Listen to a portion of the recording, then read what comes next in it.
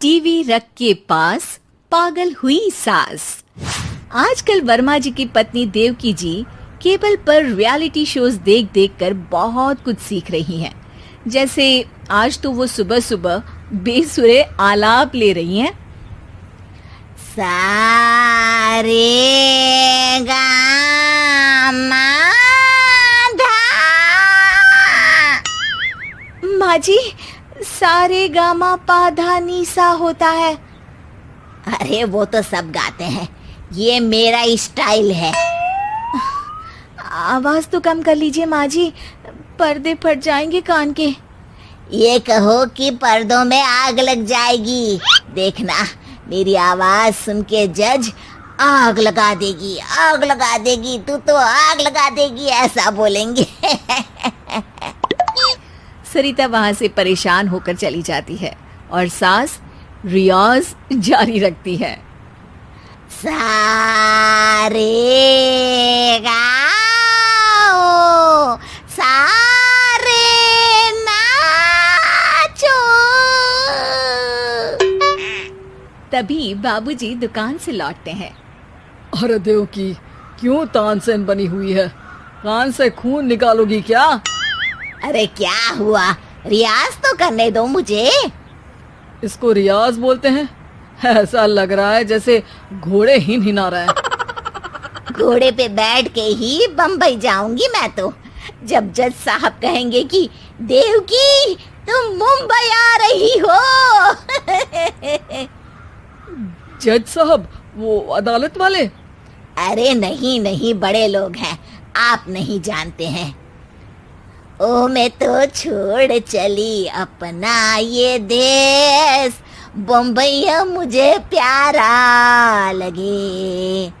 गाना गाती हुई देवकी चली जाती है और बाबूजी अपनी सरफिरी पत्नी के इस संगीत प्रेम की चर्चा करने बहू के पास चले जाते हैं। अरे सरिता बेटा, सुनो तो, ये तेरी सास को क्या हुआ है बेटा? सुबह तो अच्छा भला छोड़कर गया था इसे।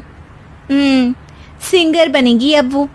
सिंगिंग रियलिटी शो में जाने की सुबह से तैयारियां चल रही हैं इनकी। हाँ, अब तो कोयल के सुर मेंढक छेड़ेगा। हे भगवान, सद्बुद्धि दो इसे। इधर बाबूजी भगवान को कहते हैं और उधर राधा रानी प्रकट हो जाती है, देवकी की मोहल्ले की सबसे पक्की दोस्त। क्यों री देवकी, काहे इतना गला फाड़ रही है? कोई चीखने चिल्लाने का कंपटीशन है क्या? अरे ये देख, नया सिंगिंग शो, मैं भी गाऊंगी, हिंदुस्तान के दिलों की धड़कन बनूंगी। अरे इतना बेसुरा गा के दिलों की धड़कन नहीं, दिलों का अटैक बन जाएगी। इससे तो अच्छा है कि नाच ही ले। वैसे भी दिन भर मोहल्ले में नाचती तो रहती है तू, कभी इसके घर कभी उसके घर। देवकी को समझ में आ जाता है कि उसका गाना किसी को पसंद नहीं आ रहा। अगले दिन सरिता देखती है कि सास पैरों में घुंघरू बांध के नाच रही है। अरे माँ जी, क्या मंजुलिका बनी हुई है आज आप?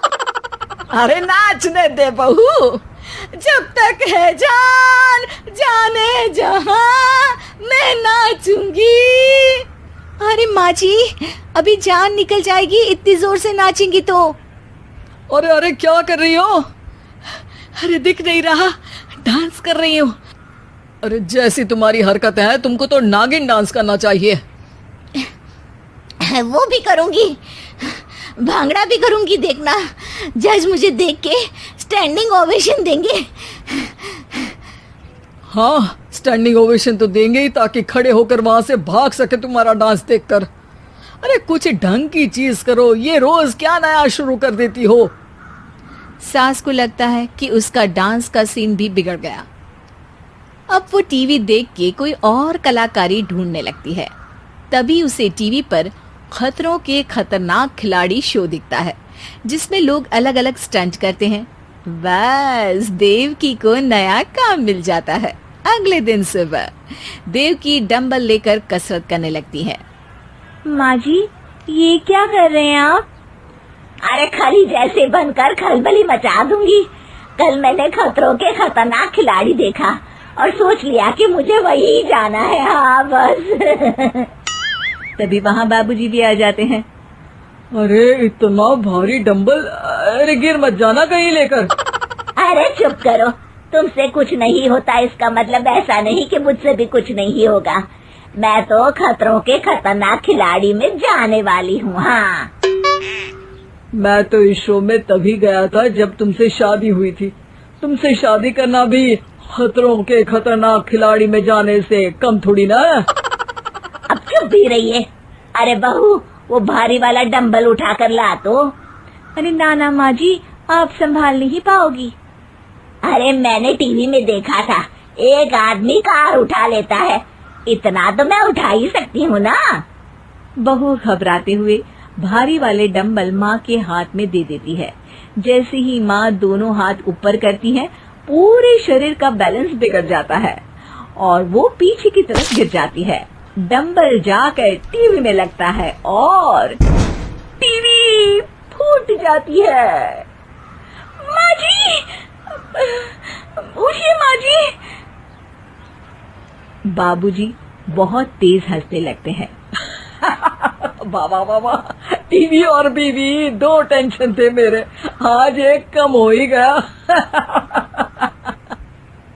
बहू भी सास को उठाते उठाते इस बात पर ताली बजाकर हंसने लगती है और देवकी फिर से गिर जाती है। और इस बार देवकी भी अपनी बेवकूफी पे हंसी रोक नहीं पाती।